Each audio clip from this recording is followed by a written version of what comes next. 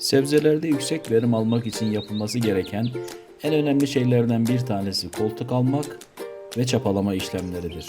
Bu videomuzda bunların detayından bahsedeceğiz. Videoya başlamadan önce kanalımıza abone olmayı unutmayın. Bitki yetiştirme ve ata tohum kanalımıza tekrar hoş geldiniz arkadaşlar.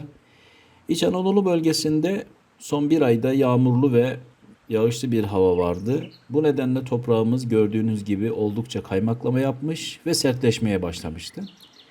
Bu nedenle arkadaşlar Haziran ayının başında çapalama işlemleri ve bitki bakım işlemlerine yavaş yavaş başlıyoruz. Gördüğünüz gibi yağmurlar bitkilerin etrafındaki yabani otları oldukça gürleştirmiş ve bu bizim ektiğimiz sebzelerimizin bir nevi gerilemesine, hatta belki de kurumasına sebep olabileceği için çapalama işlemlerini yapmamız gerekiyor arkadaşlar. Bu süreçte biz hiç su vermedik. Tamamen yağmur suyuyla bitkiler belli bir kıvama geldiler. Kök salınımlarının daha iyi olabilmesi için bitkilerin dibindeki toprağın gevşetme işlemine biz çapalama diyoruz. Arkadaşlar daha önce göstermiştim. Ben çapalama için iki çeşit aparat kullanıyorum. Bir küçük el çapası, bir de büyük el çapası. Büyük el çapasını bitkilerin arasına değil de uzaklardaki bulunan, yani en azından 30-40 santim uzaktaki otların temizlenmesi için kullanıyorum. Ki videonun ilerleyen süreçlerinde onu göstereceğim. Ancak bitkiye yakın markaj çalışıyorsanız, yani diplerindeki oluşan otları almak için ya da toprağı yumuşatmak için kullanıyorsanız, elinizde mutlaka sivri uçlu ve küçük bir el çapası bulunması lazım. Böylelikle bitkilerinize zarar vermeden çapalama işlemlerini rahatlıkla yapabilirsiniz. Bu videoda da gördüğünüz gibi benim bitkilerin arasında arkadaşlar sarmaşık bitkisi oldukça yoğun. Bu Anadolu'nun hemen hemen her yerinde yetişen, bitkilerimizin de baş belası olarak nitelendirebileceğimiz türden bir yabani ot.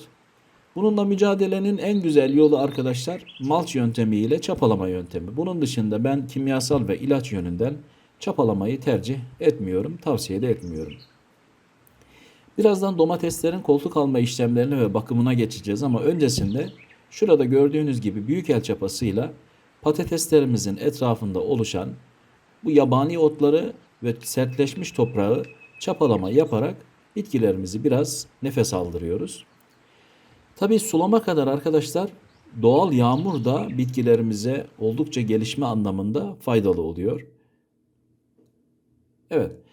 Burada gördüğünüz bu otlar arkadaşlar her ne kadar yaklaşık 2 hafta önce çapalama yapılmış olsa da 10-14 günlük bir zaman zarfında yağmur vesilesiyle oldukça gürleşmiş ve bitkilerimize hücum etmeye başlamış.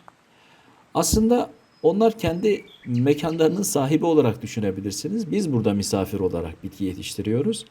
Ancak bitki yetiştirebilmek için onları bir süre uzak tutmamız gerekiyor. Burada arkadaşlar bir şey dikkatinizi çektiyse ben bu çapaladığımız yabani otları gördüğünüz gibi dışarı atmıyorum. Onları daha önce de tecrübe ederek şunu görmüştüm.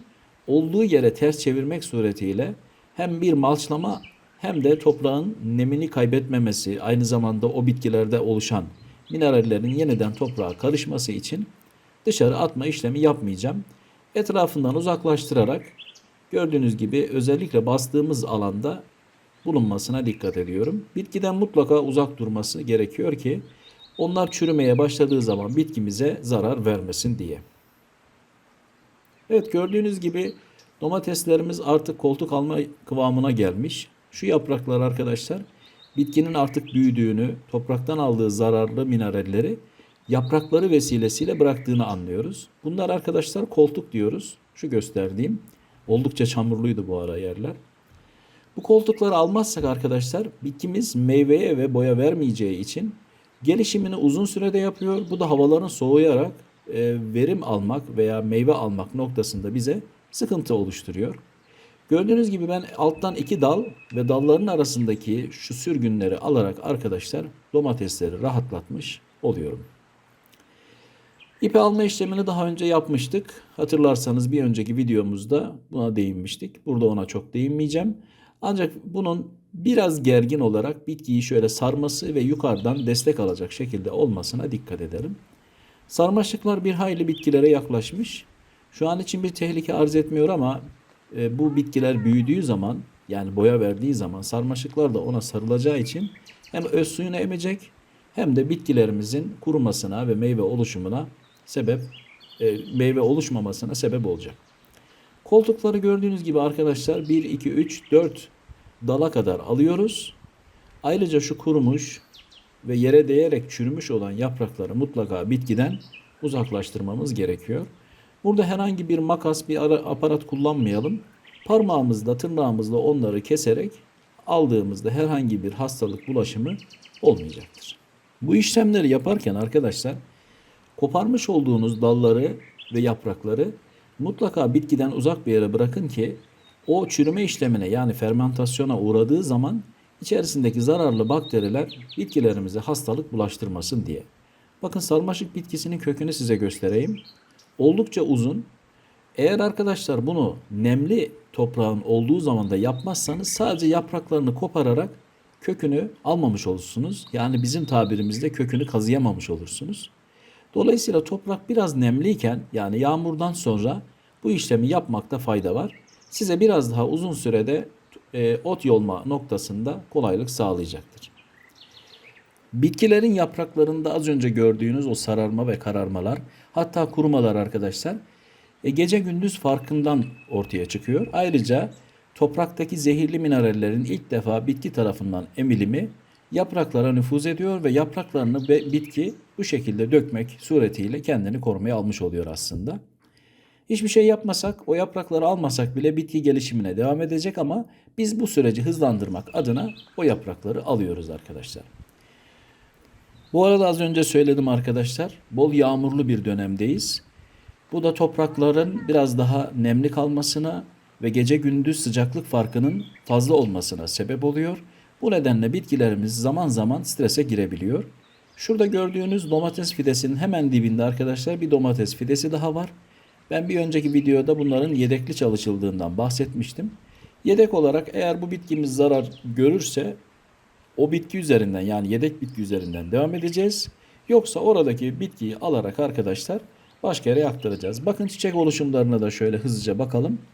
Yavaş yavaş bitkimiz kendini toparlamış ve üst tarafta çiçek oluşumlarına başlamış olarak görüyoruz. Bu iyi bir haber. Buraya kadar anlattıklarımızı özetlemek gerekirse bitkiler bir ay içerisinde, yani toprağa dikildikten bir ay içerisinde mutlaka çapalama işlemleri, zararlardan korumak için çeşitli ilaçlama yöntemleri kullanılması lazım.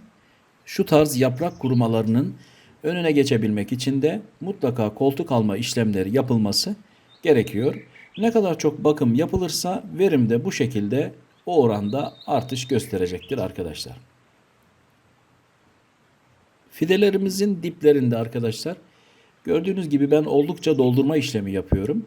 Yani toprağı dibine gitmek suretiyle kökünü korumaya alıyorum. Annem derdi ki sebzelerin kökleri de insan bedenine benzer. Yani insan bedeni üşüdüğünde nasıl hasta oluyorsa sebze bitkileri de eğer kökleri üşürse hastalanır ve verim böylelikle düşer demişti.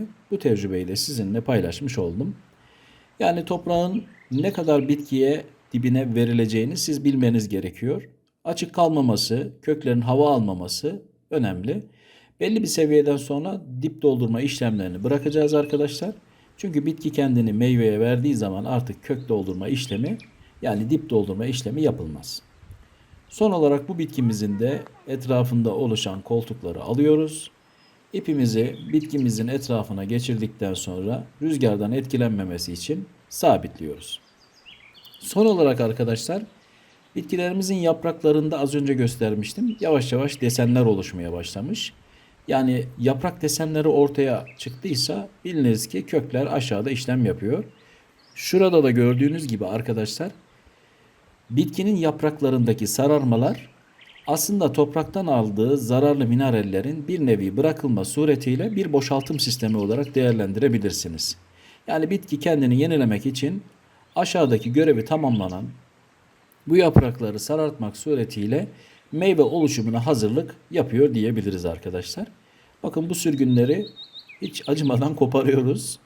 Kimi zaman bunda geç kaldığınız zaman arkadaşlar bu sürgünler uzadıktan sonra bu işlemi yapmak zor olabiliyor. Koparmak zor oluyor, bitkinin yanına yaklaşmak zor oluyor. Dolayısıyla bunları bitki en azından 3 haftalıkken yapmakta fayda var.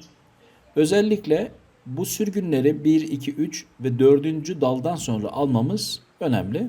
Daha sonraki sürgünlerde bakacağız arkadaşlar. Bitkinin gücüne ve gelişimine göre bu işlemleri tamamlamış olacağız. Umarım buraya kadarki bilgiler faydalı olmuştur. Kanalımıza abone olmayı, videolarımızı beğenmeyi ve paylaşmayı unutmayın. Teşekkür ederim.